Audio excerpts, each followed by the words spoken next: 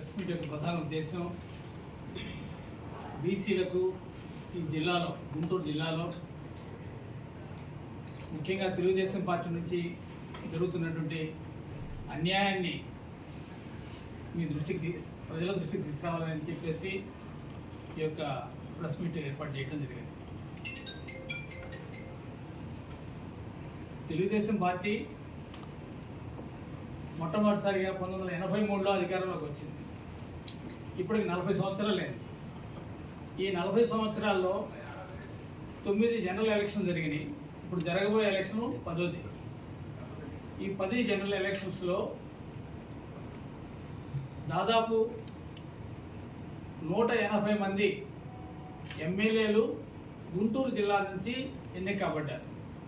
అయితే ఈ 180 మంది ఎమ్మెల్యేల్లో ఇప్పటివరకు తెలుగుదేశం పార్టీ తరఫున ఒక్క యాదవులు కానీ, పద్మశాలీలు కానీ, ఒడ్డెరులు కానీ, రజకులు కానీ, నాయి బ్రాహ్మణులు కానీ, కుమ్మరులు కానీ ఇంతవరకు ఒక్క ఎమ్మెల్యే లేడు. 40 సంవత్సరాల్లో 180 మంది ఎమ్మెల్యేలు ఎన్నిక కాబడితే వీళ్ళలో ఈ యొక్క ఏ సామాజిక వర్గాల్లో చెప్పానో వీళ్ళు ఇంతవరకు ఒక్క ఎమ్మెల్యే కూడా తెలుగుదేశం నుంచి ఎన్నిక కాబడలేదు.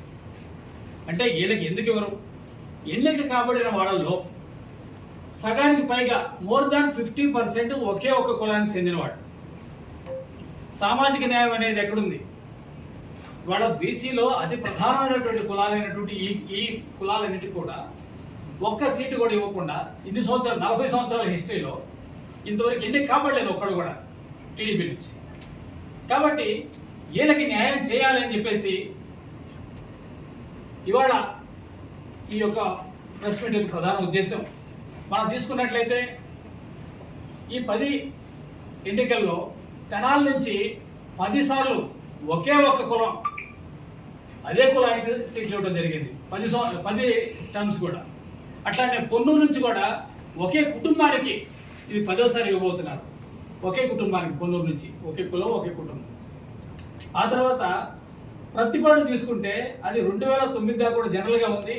అప్పుడు దాకా కూడా పోటీ చేసిన ప్రతిసారి కూడా కేవలం ఒకే కులం ఎన్నిక కాబడింది.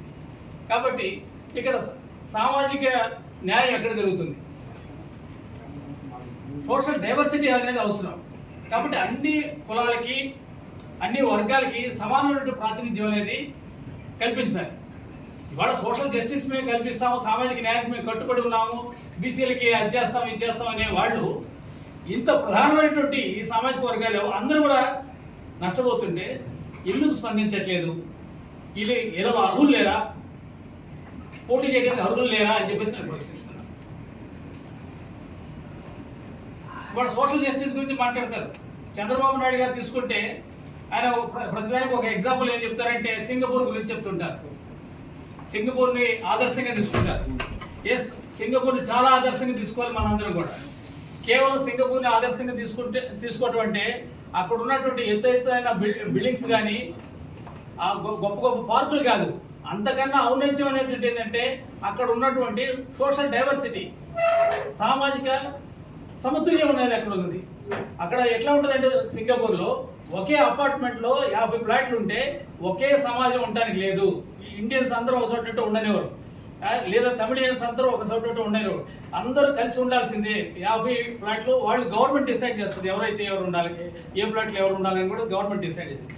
అట్లా సామాజిక సమతుల్యాన్ని పాటిస్తున్నారు.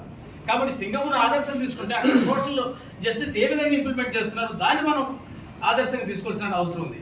అట్లానే ఇప్పుడు యువ నాయకుడైనటువంటి లోకేష్ గారు విదేశాల్లో చదివచ్చారు, అమెరికాలో చదివచ్చారు. అమెరికాలో కూడా ఈ యొక్క సోషల్ డైవర్సిటీని చాలా ఇంపార్టెన్స్ ఇస్తారు వాళ్ళు అక్కడ కూడా. ఎందుకంటే మనం ఇంగ్లీష్ సినిమాలు చూసినా కూడా నల్ల జాతీయులు కూడా అంతే స్థాయిలో వాళ్ళ అంత ప్రాధాన్యత వాళ్ళకి ఇస్తారనమాట. కాబట్టి ప్రతి అంశంలో, ప్రతి ఇన్స్టిట్యూట్లో కూడా వాళ్ళకి అన్ని జాతులకు ప్రాధాన్యత ఇస్తారు. అయితే ఇక్కడ తీసుకుంటే 50% ఉన్నటువంటి బీసీలకి వీళ్ళు అసలు మనుషులే కానట్టు, మమ్మల్ని ఎట్లాగో జనాభా లెక్కలో లేరు, వీళ్ళు ఓటర్ల లెక్కలో కూడా తీసి కేవలం ఓట్లేసే యంత్రాలే కానీ మమ్మల్ని చూస్తున్నారు తప్ప మేము ఒక ఇక్కడ పౌరులము, మాకు కొన్ని హక్కులు ఉంటాయని చెప్పేసి వీళ్ళు ఏమాత్రం కూడా లెక్క చేయని పరిస్థితి మేము చూస్తున్నాం. అట్లానే ఇవాళ ఒక అభ్యర్థికి ఏ క్రైటీరియా తీసుకుంటారా? ఒక అభ్యర్థికి సీట్ ఇవ్వాలంటే మీరు తీసుకుంటున్న క్రైటీరియా ఏంటి? మీరు తీసుకున్న క్రైటీరియాలో మా అభ్యర్థుల్లో లేనటువంటి క్రైటీరియా ఏంటి అని ప్రశ్నిస్తున్నారు.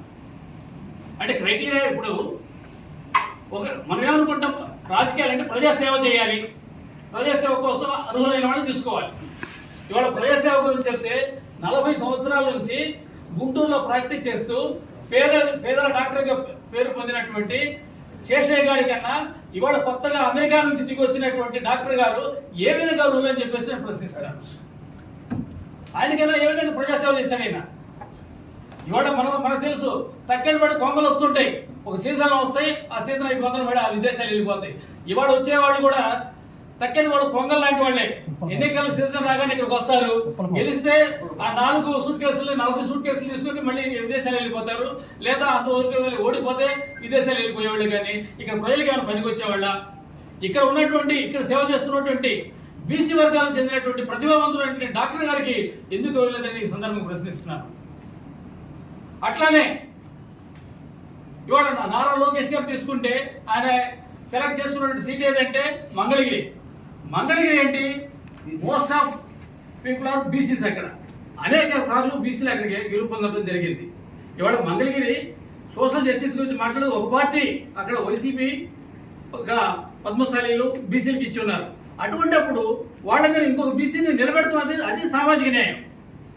ఒక బీసీ మీద వెళ్ళి ఇంత పెద్ద నాయకుడు వెళ్ళి ఫైట్ చేయటం అంటే, ఇంత పెద్ద నాయకుడు వెళ్ళి ఒక బీసీ లీడర్ మీద ఓటు చేసి వాళ్ళకు కూడా అవకాశాలు తగ్గకుండా చేయడం అనేది అంటే సోషల్ జస్టిస్ని